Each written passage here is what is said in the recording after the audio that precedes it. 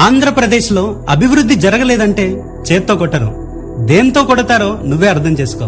అసలు అభివృద్ధి అంటే ఏంటి? 4 ఇటుకలు 4 కడ్డీలు కడితే అభివృద్ధి అయిపోతుందా? కాదు కదా.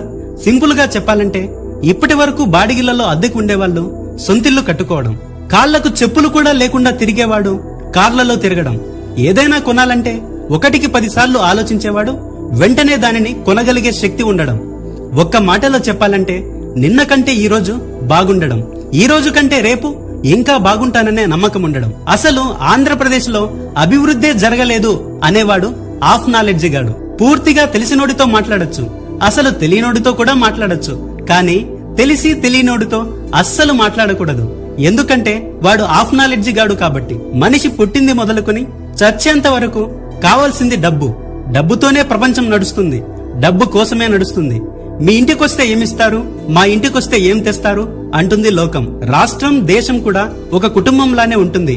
మనకు నెలకు ఎంత జీతం వస్తుంది, ఎంత ఖర్చవుతుంది, ఎంత మిగులుతుంది, ఎంత అప్పవుతుంది అనే దాన్ని బట్టే మన జీవితం ఆధారపడి ఉంటుంది. ఆదాయం ఎక్కువ ఉన్నప్పుడు మన ఖర్చులు ఎక్కువైతే పర్లేదు, కానీ ఆదాయం తక్కువ ఉన్నప్పుడు అప్పులు ఎక్కువ, మన ఖర్చులు ఎక్కువైతే మాత్రం మన కుటుంబం కూలిపోయినట్లే దేశం కూడా కూలిపోతుంది. మనం దేని మీద ఖర్చు పెడుతున్నాం, దేనికి ఖర్చు పెడుతున్నాం అనేది చాలా ముఖ్యమైన విషయం. ఒక ఇల్లు కట్టాలంటే కనీసం 6 నెలల నుంచి సంవత్సరం పడుతుంది. అంతెందుకు ఒక పిల్లోడు పుట్టాలన్నా 9 నెలలు పడుతుంది. అలాంటిది రాష్ట్రం దేశం అభివృద్ధి చెందాలంటే అన్నం కాదు కదా ఒక అరగంటలో తయారవడానికి. ఇప్పుడే విత్తనం వేసి అప్పుడే పంట కోయాలంటే ఎలా తమ్ముడు? దేనికైనా కొంచెం సమయం పడుతుందిగా. అసలు జగన్ ఈ 5 ఏళ్లలో ఏం చేశాడో చెప్పయ్యా. ఏమన్నా అభివృద్ధి చేశాడా? ఏం చేయలేదు అని చెప్పే హాఫ్ నాలెడ్జి గాళ్లకు చెబుతున్నా. జగన్ చేసిన అభివృద్ధి ఇంత అంతా కాదు. అంతెందుకు జగన్ చేసిన పనులు, ప్రవేశపెట్టిన పథకాలు చూడకుండా జగన్ కూడా చెప్పలేడు. ఎందుకంటే అవి వేళ్ల మీద లెక్క పెట్టలేం, వాటికి పుస్తకాలు కూడా చాలవు. అన్ని పనులు, అన్ని పథకాలు ప్రవేశపెట్టాడు. పిల్లాడు పుట్టినప్పటి నుంచి చచ్చేంత వరకు కన్న తండ్రి కంటే ఎక్కువగా రాష్ట్రాన్ని చూసుకుంటున్నాడు. నిజం చెప్పాలంటే పిల్లాడు పుట్టక ముందు నుంచే వాడు పెరిగి పెద్దయి ముసలోడయి చనిపోయిన తరువాత కూడా చూసుకుంటున్నాడు. ఎలాగో చెప్తా. వైఎస్ఆర్ సంపూర్ణ పోషణ ప్లస్ పథకం కింద 1 కిలో కందిపప్పు, 1/2 కిలో వంట నూనె, 1 కేజీ అటుకులు, 2 కేజీల రాగిపిండి, 3 కేజీల బియ్యం, చిక్కీతో పాటు బెల్లం, డ్రై ఫ్రూట్స్, 5 లీటర్ల పాలు, 25 కోడిగుడ్లు. మళ్ళీ ఫ్యామిలీ డాక్టర్ ని కూడా పెట్టి వాళ్ళని ఆరోగ్యంగా చూసుకోవడం. ఎక్కడైనా ప్రెగ్నెంట్ గా ఉన్న అమ్మాయి హాస్పిటల్ కి వెళ్తే కనీసం 20 నుంచి 25 వేలు ఖర్చవుతుంది. అలాంటిది ప్రెగ్నెంట్ గా ఉన్న అమ్మాయిని హాస్పిటల్ కి తీసుకెళ్లి సరైన వైద్యం అందించి డెలివరీ అయిన తరువాత తల్లి బిడ్డ ఎక్స్ప్రెస్ ద్వారా మళ్లీ ఇంటి దగ్గరే దిగబెట్టి చేతిలో 5,000 రూపాయల డబ్బులు పెట్టిన ప్రభుత్వాన్ని ఏనాడైనా చూశారా? ఆంధ్రప్రదేశ్ లో జగనన్న ప్రభుత్వాన్ని మాత్రమే చూస్తున్నా. పిల్లోడు పుట్టిన తరువాత వాడిని అంగన్వాడీ స్కూల్ కి పంపి వాడికి కావలసిన పౌష్టికాహారంతో పాటు చిన్నప్పటి నుంచే ఇంగ్లీష్ లో చదువు నేర్పిస్తూ ఇటు వాళ్ళ కుటుంబానికి మేనమామగా తోడుండి 55,000కు పైగా ఉన్న అంగన్వాడీలకు ప్రతి నెల జీతాలిస్తున్నాడు. అంగన్వాడీ స్కూల్ తర్వాత పిల్లలను స్కూల్లో జాయిన్ చేస్తే జగనన్న విద్యా కానుక ద్వారా వాళ్ళ కాళ్ళకేసుకునే షూస్ దగ్గర నుండి బెల్ట్, యూనిఫామ్, నోట్బుక్లు, వర్క్ బుక్లు, మధ్యాహ్నం ఇంటి నుండి క్యారేజ్ కూడా అవసరం లేకుండా రెస్టారెంట్లో మాదిరిగా రోజుకో రకం వంటలు వండించి వాళ్ళ ఆకలిని తీర్చి వాళ్ళ కోసం జగనన్న గోరుముద్ద పథకాన్ని ప్రవేశపెట్టి వాళ్ళ తల్లుల ఖాతాల్లో 15,000 రూపాయలు అమ్మఒడి వేస్తూ ఇప్పుడు ఆ మొత్తాన్ని 15,000 నుంచి 17,000 రూపాయలకు పెంచాడు. వాళ్ళ పిల్లలు కూడా బాగా చదవాలని ప్రతి ఒక్కరికి టాబ్లెట్ ఫోన్లను కూడా అందించి ఐబీ సిలబస్ ని 2025 నుంచి ఇంట్రడ్యూస్ చేస్తున్నారు. ఐబీ సిలబస్ అంటే మామూలు విషయం కాదు. నర్సరీకే ఐబీ సిలబస్ లో చదవాలంటే 3 లక్షలు ఖర్చవుతుంది. అలాంటిది ₹1 కూడా లేకుండా చదివించడం అంటే మాటలు కాదు. ఐబీ సిలబస్ లో చదివితే పిల్లాడు రాష్ట్రాలు, దేశాలు కాదు ప్రపంచంతో పోటీ పడతాడు. నా చిన్నతనం నుండి నిద్రలో కూడా నన్ను లేపి దేశంలో అత్యధిక అక్షరాస్యత కలిగిన రాష్ట్రం ఏదంటే టక్కున లేచి నిమిషం కూడా ఆలోచించకుండా కేరళ కేరళ కేరళ అని చెప్పేవాడిని. కానీ ఇప్పుడు కేవలం 4 ఏళ్లలో దేశంలో అత్యధిక అక్షరాస్యత కలిగిన రాష్ట్రం ఏదంటే ఆంధ్రప్రదేశ్ అని గర్వంగా చెబుతున్నా. ఇది ఎవరు చేశారు? జగన్మోహన్ రెడ్డి మాత్రమే చేశాడు. నాడు నేడు కింద ఇప్పుడు స్కూళ్లను చూస్తే షాక్ అవ్వాల్సిందే.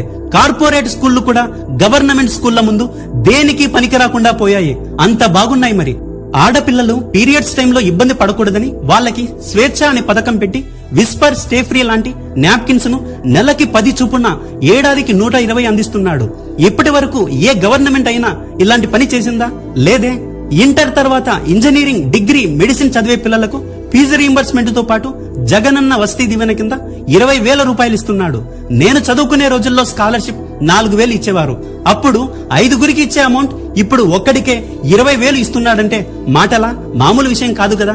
చదువుకున్న తరువాత ప్రభుత్వ ప్రైవేట్ సంస్థల్లో లక్షల సంఖ్యలో ఉద్యోగాలను కల్పించడమే కాక పరిశ్రమల్లో 75% ఉద్యోగాలు స్థానికులకే ఇచ్చేలా చట్టం కూడా చేశాడు. నేను ఇప్పటి వరకు గంగమ్మ జాతర, పోలేరమ్మ జాతర చూసినా కానీ ఫర్ ది ఫస్ట్ టైం ఉద్యోగాల జాతర చూశాను. డిఎస్సి ద్వారా 21,000కు పైగా ఉద్యోగాలు, వైద్య ఆరోగ్య శాఖలో 54,000కు పైగా ఉద్యోగాలు, ఇలా 2,31,000 శాశ్వత ఉద్యోగాలు కాంట్రాక్టు అవుట్సోర్సింగ్ తో కలిపి 5 ఏళ్లలో ఇచ్చిన మొత్తం ఉద్యోగాల సంఖ్య 6,48,000 ఉద్యోగాలు. ఇవి కాక 2,66,000 వాలంటీర్ల నియామకం. కేవలం ఈ 5 సంవత్సరాల్లో 85,543 కోట్ల పెట్టుబడుల ద్వారా, పరిశ్రమల ద్వారా 28,89,000 ఉద్యోగాలు వచ్చాయి. అంటే మొత్తం 40 లక్షలకు పైగా ఉద్యోగాలు. అంటే 40 లక్షల కుటుంబాలు. కుటుంబానికి 4 చొప్పున వేస్తే 1,60,00,000 మంది పరోక్షంగా అభివృద్ధి చెందారు. వైఎస్ఆర్ కళ్యాణమస్తు, షాదీ తోఫా కింద ఎస్సీ, ఎస్టీ, మైనారిటీ చెల్లెమ్మల వివాహానికి 1,00,000 రూపాయలు, బీసీ చెల్లెమ్మలకు 50,000, విభిన్న ప్రతిభావంతులకు ఇప్పటికే 1,50,000 రూపాయలు అందించారు. వచ్చే 5 సంవత్సరాలు కొనసాగిస్తారు. వైఎస్ఆర్ మత్స్యకార భరోసా ద్వారా ఒక్కొక్కరికి 50,000, వైఎస్ఆర్ వాహన మిత్ర ద్వారా ఒక్కొక్కరికి 50,000, జగనన్న చేదోడు ద్వారా షాపులున్న న్యాయీ బ్రాహ్మణులు, టైరర్లు, రజకులకు 5 ఏళ్లలో ఒక్కొక్కరికి 50,000 రూపాయలు సాయం చేశాడు. వైఎస్ఆర్ కాపు నేస్తం, వైఎస్ఆర్ ఈబీసీ నేస్తం కింద ఒక్కొక్కరికి 15,000 చొప్పున 5 ఏళ్లలో 60,000 ఇచ్చారు. వైఎస్ఆర్ చేయూత ద్వారా ఎస్సీ, ఎస్టీ, బీసీ, మైనారిటీలకు సంవత్సరానికి 18,750 చొప్పున 5 ఏళ్లలో 75,000 రూపాయలు ఇచ్చారు. వైఎస్ఆర్ సున్నా వడ్డీ రుణాలు 4,969 కోట్లు మరియు వైఎస్ఆర్ ఆసరా ద్వారా 2019 ఎన్నికల రోజు వరకు అక్క చెల్లెమ్మలకు ఉన్న డ్వాక్రా పొదుపు సంఘాల రుణాల మొత్తం 25,571 కోట్లను ఇచ్చిన మాట ప్రకారం 4 దఫాల్లో ఇప్పటికే చెల్లించేశారు. వైఎస్ఆర్ నేతన్న నేస్తం ద్వారా మగ్గం ఉన్న ప్రతి చేనేత కుటుంబానికి ఏటా 24,000 చొప్పున 5 ఏళ్లలో ఇప్పటికే 1,20,000 రూపాయలు అందించాడు. పక్కనుండే తెలంగాణలో 4 కోట్ల మంది జనాభా ఉంటే వాళ్ళిచ్చేది పెన్షన్ 43 లక్షల మందికి. ఒక్కొక్కరికి కేవలం 2,016 రూపాయలు ఇస్తున్నారు. దేశంలోనే అతిపెద్ద రాష్ట్రమైన ఉత్తరప్రదేశ్ జనాభా 24 కోట్ల మంది. అంటే మనకంటే 4 రెట్లు జనాభా ఎక్కువ ఉన్న కేవలం వాళ్ళిచ్చేది 80 లక్షల మందికి ఒక్కొక్కరికి కేవలం 1,000 రూపాయలు మాత్రమే. ఆంధ్రప్రదేశ్ జనాభా 5 కోట్లు ఉంటే మనం పెన్షన్ ఇచ్చేది 66,34,000 మంది ప్రజలకు. ఒక్కొక్కరికి 3,000 రూపాయలు పెన్షన్ ఇస్తున్నాం. సంవత్సరానికి తెలంగాణ పెన్షన్ల మీద 12,000 కోట్లు ఖర్చు పెడుతుంటే మనం తెలంగాణకి డబుల్. ఉత్తరప్రదేశ్ ప్రభుత్వం సంవత్సరానికి 9,000 కోట్లు ఖర్చు పెడుతుంటే మనం దానికి 3 రెట్లు ఎక్కువగా సంవత్సరానికి 24,000 కోట్ల రూపాయలు ఒక్క పెన్షన్ కి మాత్రమే ఖర్చు చేస్తున్నాం. రాబోయే 5 ఏళ్లలో పెన్షన్ ని 3,000 నుండి 3,500 వరకు పెంచుతున్నాడు జగన్మోహన్ రెడ్డి. అదే గతంలో మాదిరి పెన్షన్ కోసం కాళ్ళు అరిగేలా తిరగకుండా ఈ రోజు పెన్షన్ ఇచ్చేసారు లేడు. రేపో ఎల్లుండో రాపో అప్పుడు చూద్దాం. క్యూ లైన్ లో నించొని వెనకుండే వాడిని ముందుండే వాడిని తోసుకుంటూ గలాటాలు పడుతూ వేలిముద్ర కూడా సరిగా పడకపోతే దాన్ని గోడకు రాసుకుంటూ బాధపడటం కన్నా కోడి కూయక ముందే సూర్యుడు కూడా రాకముందే అవ్వా తాత అంటూ మీ ఇంటికే వచ్చి మీ దగ్గర కూర్చొని పెన్షన్ డబ్బులు నీ చేతిలో పెట్టి నీ మనవడు జగనన్న ఇవ్వమన్నాడు అని చెప్పే జగనన్న ప్రభుత్వం నిజంగా ఒక అద్భుతం. రేషన్ బియ్యం కోసం 3-4 కిలోమీటర్లు నడుచుకుంటూ పోతే క్యూ లైన్ లో నుంచొని వాడితో వీడితో నానా మాటలు అనిపించుకుంటూ చివరికి మన వంతు వచ్చినప్పుడు వాడు సర్వర్ పని చేయలేదు అని చెప్తే బాధపడి తిరుగెళ్తూ రేషన్ బియ్యం రాక కూలి పనులకు పోలేక బాధపడే రోజుల కన్నా మన ఇంటి దగ్గరే వచ్చి కొలతల్లో తేడా లేకుండా ఇచ్చే జగనన్న ప్రభుత్వం కావాలా లేక వేరే ప్రభుత్వం కావాలా ఆలోచించు అన్నయ్య.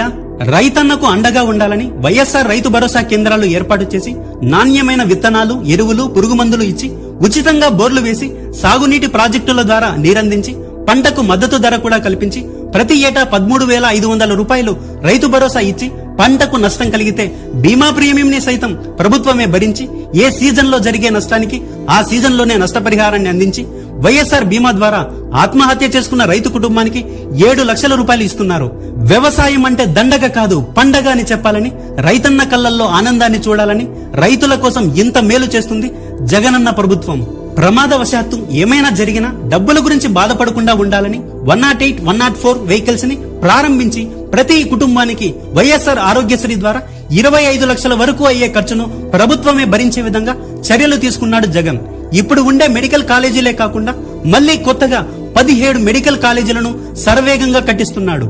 ఇప్పటి వరకు బాడిగిళ్లలో అద్దెకుండి సరిగా అద్దె కట్టలేక కన్నీళ్లు పెట్టుకుంటున్న అక్క చెల్లెమ్మల కన్నీళ్లు తొడవాలని దేశంలో ఎన్నడూ లేని విధంగా ఇప్పటికే 31 లక్షల మంది అక్క చెల్లెమ్మలకు ఇళ్ల పట్టాలు అందించి 9 లక్షలకు పైగా ఇళ్ల నిర్మాణం పూర్తి చేసి మిగిలిన ఇళ్లను కూడా శరవేగంగా యుద్ధ ప్రాతిపదికన పూర్తి చేస్తున్నారు. చంద్రబాబు గారు ఏం చెప్తారంటే జగన్ అసలు అభివృద్ధే చేయడం లేదు, ప్రజలని సోమరిపోతులను చేస్తున్నాడు, డబ్బులు ఇలా పంచుకుంటూ పోతే రాష్ట్రం శ్రీలంక అయిపోతుందని చెప్పాడు. మరి అలాంటప్పుడు జగన్ ఒక్క పిల్లాడికి అమ్మఒడి ఇస్తానంటే చంద్రబాబు గారు మీ ఇంట్లో 3 పిల్లలుంటే 3కి ఇస్తాను అంటున్నాడు. అలా చేస్తే రాష్ట్రం జింబాంబే అయిపోదు? ఇదేమన్నా వేలం పట? నువ్వు 15 ఇస్తానంటే నేను 30 ఇస్తా, నువ్వు 30 ఇస్తావంటే నేను 90 ఇస్తా అని చెప్పడానికి మళ్ళీ చంద్రబాబు గారు ఏం చెప్తున్నాడు? నేను సంపద సృష్టిస్తా అంటున్నాడు. మరి 14 సంవత్సరాలు సీఎం గా చేశావు కదా, మరి అప్పుడెందుకు సృష్టించలేదు? రైతు రుణమాఫీ అన్నాడు, చేశాడా? లేదే. బాబొస్తే జాబొస్తుంది అన్నాడు, ఏది? రాలేదే. తుఫాన్ వచ్చి ప్రజలు నష్టపోతే నష్టపరిహారం ఏమన్నా ఇచ్చారా అని అడిగితే 500 ఇచ్చారన్నారు. ఇంటికి 500 ఇచ్చారా అంటే లేదు సామి, ఊరు మొత్తానికి 500 ఇచ్చి కూరగాయలు కొనుక్కోమన్నారు అని చెప్పారు గ్రామస్తులు. పాపం జగన్ అసలు అభివృద్ధే చేయలేదు. అసలు అభివృద్ధి అంటే 4 కంపెనీలు రావాలి, 4గురికి ఉద్యోగాలు రావాలి అని చంద్రబాబు గారు చెప్పారు. సరే, చంద్రబాబు గారి ప్రకారమే తీసుకుందాం. రాష్ట్రానికి ఈ 5 ఏళ్లలో 17 కొత్త మెడికల్ కాలేజీలు, 10,674 విలేజ్ హెల్త్ క్లినిక్లు, 10,778 రైతు భరోసా కేంద్రాలు, 15,000కు పైగా సచివాలయాలు, అంటే మొత్తంగా 36,000కు పైగా ప్రభుత్వ సంస్థల ఏర్పాటు చేసి ఇలా 2,31,000 శాశ్వత ఉద్యోగాలు కాంట్రాక్టు అవుట్సోర్సింగ్ తో కలిపి 5 ఏళ్లలో ఇచ్చిన మొత్తం ఉద్యోగాల సంఖ్య 6,48,000 ఉద్యోగాలు. ఇవి కాక 2,66,000 వాలంటీర్ల నియామకం. కేవలం ఈ 5 సంవత్సరాల్లో 85,543 కోట్ల పెట్టుబడుల ద్వారా, పరిశ్రమల ద్వారా 28,89,000 ఉద్యోగాలు వచ్చాయి. అంటే మొత్తం 40 లక్షలకు పైగా ఉద్యోగాలు అన్నమాట. అంటే మొత్తం 40 లక్షలకు పైగా ఉద్యోగాలు అంటే 40 లక్షల కుటుంబాలు. కుటుంబానికి 4 చొప్పున వేస్తే 1,60,00,000 మంది పరోక్షంగా అభివృద్ధి చెందారు. భోగాపురం ఎయిర్పోర్టు, ప్రభుత్వ బడులు, హాస్టళ్లు, అంగన్వాడీలు, ఆసుపత్రుల్లో నాడు నేడుతో కొన్ని వేల కోట్ల రూపాయలు ఖర్చు పెడుతూ 4 పోర్టులు, 10 ఫిషింగ్ హార్బర్లు, 6 ఫిష్ ల్యాండింగ్ సెంటర్లు, పేదలందరికీ 31 లక్షల ఇళ్ల స్థలాలు, తద్వారా లక్షలాది మంది భవన నిర్మాణ కార్మికులకు, ఇతరులకు ఉపాధి కల్పించి రాష్ట్రాన్ని అభివృద్ధి చేస్తున్నాడు. ఇదే కదా నిజమైన నికార్సైన అభివృద్ధి అంటే. సంక్షేమాన్ని, అభివృద్ధిని 2 కళ్ళలా చూసుకుంటూ రాష్ట్రాన్ని ముందుకు తీసుకెళ్తుంటే కళ్ళు లేనివాడు కూడా చూస్తున్నాడు, చెవిటివాడు కూడా వింటున్నాడు, మాటలు రానివాడు కూడా మాట్లాడుతున్నాడు. అన్నీ సరిగా ఉన్నోడు మాత్రం అబద్ధాలు ఆడుకుంటూ ప్రజలని మోసం చేయాలని చూస్తున్నాడు. ప్రజలకు బాగా తెలుసు మంచి చేసేవాడు ఎవడు, మోసం చేసేవాడు ఎవడు అని. చిన్నప్పుడు లీడర్ సినిమాలో సీఎం కి ప్రాణహాని ఉందని ఇంటెలిజెన్స్ వాళ్ళు చెప్తారు.